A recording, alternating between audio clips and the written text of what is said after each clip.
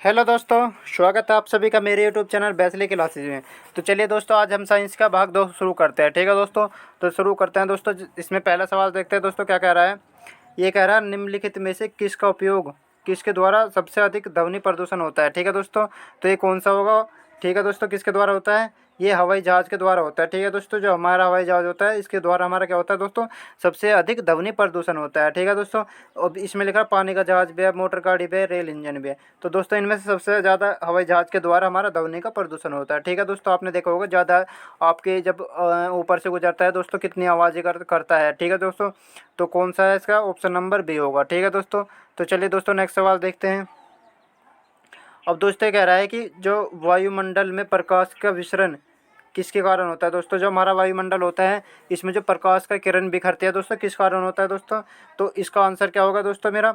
अब ये कह रहा है हीलियम है, धूलकण है, जलवायु है, कार्बन डाइऑक्साइड है। तो दोस्तों इसका आंसर क्या होगा मेरा, ऑप्शन नंबर बी क्या होगा दोस्तों, धूलकण होता है। ठीक है दोस्तों, क्या होगा इसका आंसर, ऑप्शन नंबर 2। इसके कारण हमारे दोस्तों वायुमंडल में प्रकाश का विसरण होता है। ठीक है दोस्तों, तो चलिए दोस्तों नेक्स्ट सवाल देखते हैं। अब ये कह रहा है दोस्तों कि जो एक रॉकेट किस सिद्धांत पर कार्य करता है। ठीक है दोस्तों, जो हमारा एक रॉकेट होता है वह किस सिद्धांत पर कार्य करता है। कोणीय संवेग पर, रेखीय संवेग पर, ऊर्जा पर या द्रव्यमान पर। तो दोस्तों जो हमारा रॉकेट होता है न्यूटन के तीसरे नियम पर चलता है। ठीक है दोस्तों, किस नियम पर चलता है, न्यूटन के तीसरे नियम पर चलता है। तो दोस्तों इसका आंसर क्या होगा मेरा, रेखीय संवेग होगा। क्योंकि तब दोस्तों आपने देखा होगा जब हमारा रॉकेट जाता है तो देखा होगा आपने दोस्तों एक सीधी रेखा में जाता हो, पीछे धुआं से ऐसे छोड़ता चला जाता है। तो दोस्तों इसे बोलते हैं रेखीय संवेग, तो सीधी रेखा में जाता है दोस्तों। तो इसे इसका आंसर क्या होगा मेरा, रेखीय संवेग पर कार्य करता है। ठीक है दोस्तों, और किस नियम पर करता है, न्यूटन के तीसरे नियम पर। ठीक है दोस्तों, तो इसे न्यूटन के तीसरे नियम को बोलते हैं दोस्तों हम क्रिया प्रतिक्रिया का नियम। ठीक है दोस्तों, तो इसका आंसर क्या होगा मेरा, ऑप्शन नंबर बी रेखीय संवेग पर। ठीक है दोस्तों, तो किस पर होगा दोस्तों मेरा, न्यूटन के तीसरे नियम रेखीय संवेग पर काम करता है। अब दोस्तों ये आ रहा है, कह रहा है जो दोस्तों हमारा ये कह रहा है कि एक जो चाबी दोस्तों जो चाबी वाली घड़ी होती है, चाबी भरी घड़ी में निम्नलिखित में से कौन सी ऊर्जा होती है। अब दोस्तों एक घड़ी होती है दोस्तों मेरी ये, अगर मैं दोस्तों इसमें एक चाबी भरता हूँ तो दोस्तों मान लो 12 बज रहे हैं, तो इसमें मैंने 2 घंटे के लिए टाइम भरा, तो दोस्तों 2 घंटे के बाद यानी कि 2 बजे आकर ये फिर रुक जाएगी। तो दोस्तों ये कौन सी स्थिति में आ जाएगी, जिस स्थिति में पहले थी। ठीक है दोस्तों, तो इसे बोलते हैं हम क्या, स्थितिज ऊर्जा। ठीक है दोस्तों, क्या बोलते हैं, स्थितिज ऊर्जा। कहने का मतलब है दोस्तों जब हमारा एक बेड होता है दोस्तों, अगर इस बेड के दोस्तों एक गद्दे पर हम वज़न डालें तो दोस्तों इसके गद्दा नीचे की ओर बैठ जाता है। ठीक है दोस्तों, लेकिन जैसे ही वज़न घटेगा तो दोस्तों ये वापस इसी स्थिति में आ जाएगा। तो इसी स्थिति को बोलते हैं दोस्तों हम स्थितिज ऊर्जा, मतलब जो स्थिति में था वापस उसी स्थिति में आ जाना। ठीक है दोस्तों, तो इसे बोलते हैं स्थितिज ऊर्जा। ठीक है दोस्तों, तो इसका आंसर क्या होगा मेरा, ऑप्शन नंबर सी। ठीक है दोस्तों, क्या होगा, तो इसका आंसर होगा दोस्तों मेरा क्या, ऑप्शन नंबर सी। ठीक है दोस्तों, तो इसका आंसर क्या होगा दोस्तों मेरा, ऑप्शन नंबर सी होगा। ठीक है दोस्तों, तो चलिए दोस्तों नेक्स्ट सवाल देखते हैं। अब ये कह रहा है दोस्तों न्यूनतम परागम्य शक्ति। ठीक है दोस्तों, जो हमारा न्यूनतम परागम्य शक्ति कौन सी किरण है। ठीक है दोस्तों, तो न्यूनतम परागम्य शक्ति किरण कौन सी है। ठीक है दोस्तों, तो इसमें दोस्तों इसका आंसर होगा मेरा क्या, अल्फा कण। ठीक है दोस्तों, कौन सी होती है मेरी, तो ये होती है दोस्तों मेरी कौन सी, अल्फा कण होती है। ठीक है दोस्तों, तो इसका आंसर क्या होगा मेरा, अल्फा कण, ऑप्शन नंबर सी होगा इसका आंसर। ठीक है दोस्तों, तो क्या होगा, ऑप्शन नंबर सी। तो दोस्तों इसका आंसर क्या होगा, ऑप्शन नंबर सी होगा। ठीक है दोस्तों, तो चलिए दोस्तों नेक्स्ट सवाल देखते हैं। ये कह रहा है विद्युत धारा, जो दोस्तों हमारी विद्युत धारा होती है। ठीक है दोस्तों, जो हमारी विद्युत धारा होती है, विद्युत धारा मापने के लिए किस उपकरण का प्रयोग किया जाता है।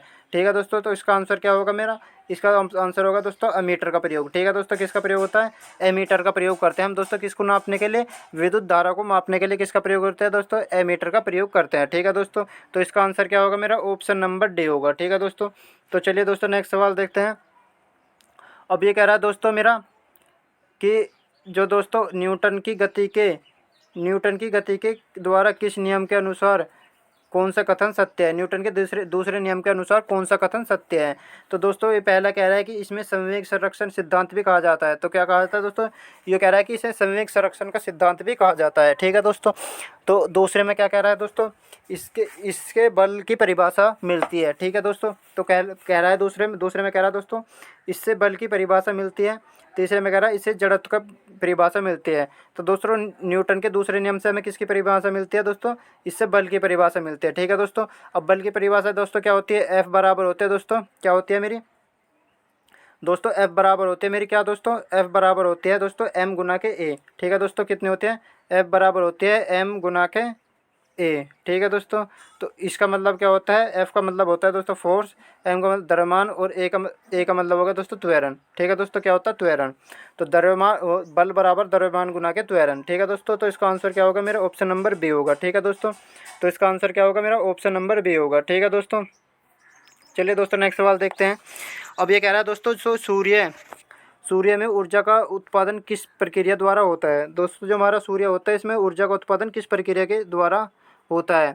तो दोस्तों इसमें आंसर क्या होगा इसका मेरा, नाभिकीय संलयन पर। ठीक है दोस्तों, आपने देखा होगा जो हमारा सूर्य से ऊर्जा निकलती है दोस्तों, किस पर निकलती है, उसे उसे बोलते हैं हम नाभिकीय संलयन से। ठीक है दोस्तों, ऊर्जा का, सूर्य में ऊर्जा का स्रोत क्या है दोस्तों, मेरा नाभिकीय संलयन है। ठीक है दोस्तों, तो इसका आंसर क्या होगा दोस्तों मेरा, ऑप्शन नंबर ए। ठीक है दोस्तों, तो इसका आंसर क्या होगा, ऑप्शन नंबर ए। चलिए दोस्तों नेक्स्ट सवाल देखते हैं।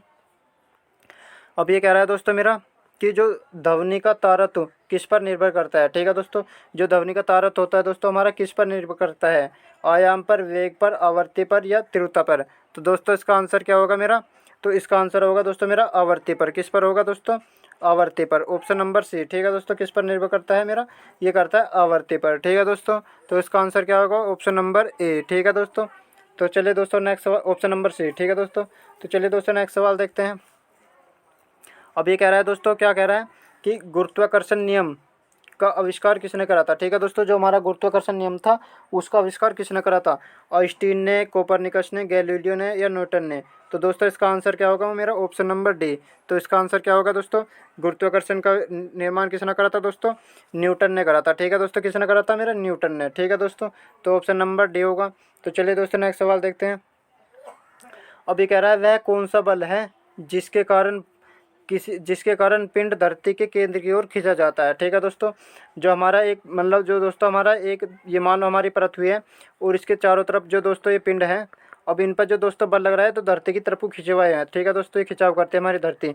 अब दोस्तों ये जो खिंचाव कर रही है किस बल के कारण कर रही है दोस्तों, तो इसे बोलते हैं दोस्तों हम क्या, गुरुत्वाकर्षण बल। ठीक है दोस्तों, कौन सा बल होता है, इसे बोलते हैं दोस्तों हम गुरुत्वाकर्षण बल, ऑप्शन नंबर डी। ठीक है दोस्तों, तो इसका आंसर क्या होगा मेरा, ऑप्शन नंबर डी होगा दोस्तों, गुरुत्वाकर्षण बल। ठीक है दोस्तों, चलिए दोस्तों नेक्स्ट सवाल देखते हैं। अब ये कह रहा है दोस्तों निम्नलिखित में से किस रंग में सर्वाधिक तरंग दैर्घ्य होती है। ठीक है दोस्तों, मतलब जो तरंग दैर्घ्य होती है दोस्तों किस रंग में सबसे अधिक तरंग दैर्घ्य होती है, हरे रंग में होते हैं, पीले रंग में होते हैं, बैंगनी रंग में होते हैं, लाल रंग में होते हैं। तो दोस्तों क्या किस में होगी मेरे, ऑप्शन नंबर डी में। ठीक है दोस्तों, किस रंग में होते हैं मेरे, तो ये होते हैं दोस्तों मेरे लाल रंग में। ठीक है दोस्तों, किस रंग में होती है, तो ऑप्शन नंबर डी, इसमें लाल रंग में सबसे अधिक होती है, लेकिन सबसे कम किस में होती है दोस्तों, बैंगनी रंग में सबसे कम होती है। ठीक है दोस्तों, तो क्या होते हैं, तरंग दैर्घ्य। ठीक है दोस्तों, तो चलिए दोस्तों नेक्स्ट सवाल देखते हैं। अब ये कह रहा है दोस्तों जो साधारण बातचीत है दोस्तों, हमारी जो साधारण बातचीत में जो तीव्रता है दोस्तों, हमारी जो साधारण बातचीत की तीव्रता डेसिबल में कितनी होती है। ठीक है दोस्तों, तो इसमें कह रहा है 180 है, या 30 से 40 है, या 15 से 20 है, या 80 डेसिबल है। तो दोस्तों इसका आंसर क्या हो जाएगा हमारे साथ, 30 से 40। ठीक है दोस्तों, कितने होते हैं, 30 से 40 डेसिबल होती हैं। ठीक है दोस्तों, तो इसका आंसर कौन सा होगा, ऑप्शन नंबर बी हो जाएगा। ठीक है दोस्तों, और हमारे जो हम दोस्तों जो अगर हम 100 डेसिबल पर ध्वनि किसी सुन लें तो दोस्तों हम क्या हो जाएंगे, पागल हो जाएंगे। ठीक है दोस्तों, तो लेकिन 100 तक हम सुन लेते हैं दोस्तों, लेकिन सामान्य बातचीत में कितनी होनी चाहिए दोस्तों, हमारी 30 से 40 डेसिबल होती है। ठीक है दोस्तों, तो चलिए दोस्तों नेक्स्ट सवाल देखते हैं। अब ये कह रहा है दोस्तों कि जो हमारा टैली उपग्रह है दोस्तों, इसका उपयोग किसके लिए किया जाता है, रडार संचार के लिए और रेडियो संचार के लिए, अंतर्महाद्वीप के लिए, इनमें से कोई भी नहीं। तो दोस्तों इसका आंसर क्या होगा दोस्तों, अंतर महाद्वीपीय संचार के लिए। ठीक है दोस्तों, तो कह रहा है टैली का उपयोग टैली उपग्रह का उपयोग किसके लिए किया जाता है दोस्तों, ये किया जाता है दोस्तों मेरे अंतर महाद्वीप संचार के लिए। ठीक है दोस्तों, तो इसका ऑप्शन नंबर कौन सा होगा दोस्तों, मेरा सी होगा। ठीक है दोस्तों, तो चलिए दोस्तों नेक्स्ट सवाल देखते हैं। अब ये कह रहा है दोस्तों वह कौन सा बल है जिसके कारण पिंड धरती के केंद्र की ओर खींचा जाता है। तो दोस्तों मैंने अभी आपको बताया था जो हमारा एक पिंड बल होता है दोस्तों, अब अभी बताया था दोस्तों, मान लो ये पृथ्वी है और इसके चारों तरफ ये पिंड है, ये गोले हैं दोस्तों। अब इन पर जो बल लग रहा है दोस्तों ये धरती की ओर खींचे होते हैं। तो दोस्तों ये कौन सा बल होता है, मैंने अभी बताया था आपको, तो इस बल को बोलते हैं हम दोस्तों कौन सा, गुरुत्वाकर्षण बल। ठीक है दोस्तों, इसका आंसर क्या होगा मेरा, ऑप्शन नंबर बी होगा। तो दोस्तों कौन सा बल होता है मेरा, गुरुत्वाकर्षण बल होता है। ठीक है दोस्तों, तो चलिए दोस्तों नेक्स्ट सवाल देखते हैं। अब ये कह रहा है दोस्तों जो इंद्रधनुष होता है हमारा, ठीक है दोस्तों, जो इंद्रधनुष होता है ये किस रंग के कारण विक्षेपण अधिक होता है। ठीक है दोस्तों, जो हमारा इंद्रधनुष होता है दोस्तों, इसमें कौन सा रंग अधिक होता है, तो इसमें कौन सा रंग होगा, पीला होगा, नीला होगा, बैंगनी होगा या लाल होगा। तो दोस्तों इसमें सबसे अधिक रंग कौन सा होता है, मेरा बैंगनी रंग होता है। ठीक है दोस्तों, कौन सा होगा, ऑप्शन नंबर सी। ठीक है दोस्तों, कौन सा होगा, मेरा बैंगनी रंग होता है। ठीक है दोस्तों, कौन सा होगा बैंगनी रंग होता है। ठीक है दोस्तों, तो ऑप्शन नंबर सी होगा। तो चलिए दोस्तों नेक्स्ट सवाल देखते हैं। अब दोस्तों नेक्स्ट सवाल कह रहा है कि प्रकाश के छोटे छोटे कण से मिलकर बना है, प्रकाश छोटे छोटे कण से मिलकर बना है, जिन्हें क्या कहा जाता है। जो हमारी लाइटिंग होती है दोस्तों, ये छोटे छोटे कणों से मिलकर बनी होती है दोस्तों। इसे बोलते हैं हम क्या बोलते हैं दोस्तों, इन कणों को बोलते हैं फोटोन। ठीक है दोस्तों, क्या बोलते हैं हम इन्हें, फोटोन बोलते हैं। ठीक है दोस्तों, तो इसका आंसर क्या होगा दोस्तों, मेरा ऑप्शन नंबर ए होगा, इसे बोलते हैं हम फोटोन। ठीक है दोस्तों, तो चलिए दोस्तों नेक्स्ट सवाल देखते हैं। अब दोस्तों ये कह रहा है कि जो हमारी आकाशगंगा है की आकृति कैसी है। ठीक है दोस्तों, तो आपने आकाशगंगा देखी होगी, हमारी आकार इसकी आकृति कैसी है दोस्तों, दीर्घवृत्त है या वर्ताकार है, इनमें से कोई नहीं है, स्पाइकल है, स्पाइरल है।